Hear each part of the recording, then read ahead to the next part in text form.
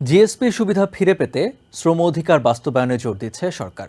রবিবার সচিবালয়ে আমেরিকার শ্রম প্রতিনিধি দলের সঙ্গে সাক্ষাৎ শেষে সাংবাদিকদের একথা জানান বাণিজ্য উপদেষ্টা শেখ বশিরউদ্দিন।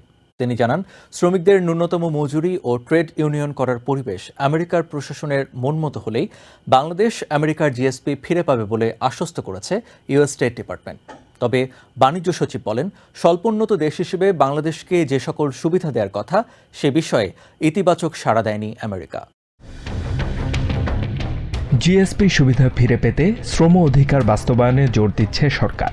রবিবার সকালে সচিবালয়ে বাণিজ্য উপদেষ্টার সঙ্গে দেখা করতে আসেন ইউএস স্টেট ডিপার্টমেন্টের প্রতিনিধি দল।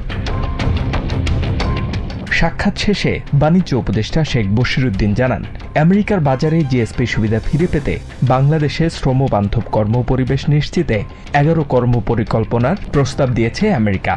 জোর দিয়েছে শ্রমিকদের ট্রেড ইউনিয়ন করার পূর্ণ স্বাধীনতা দেওয়ার পাশাপাশি কর্মীদের হয়রানি না করা ও ন্যূনতম মজুরি নিশ্চিত করার ওপর। বাণিজ্য উপদেষ্টা আরও বলেন, শ্রম আইনের যেসব ধারা নিয়ে প্রশ্ন রয়েছে সেগুলো সঠিকভাবে নিষ্পত্তি করা গেলে আমেরিকার বাজারে জিএসপি সুবিধা পাওয়া সহজ হবে।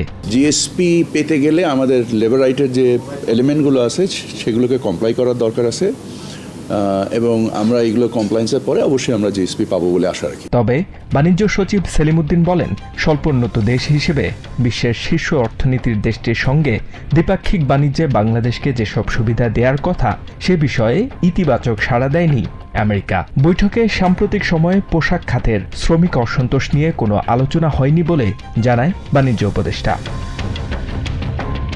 HM. Ataullah, TVN24 news desk.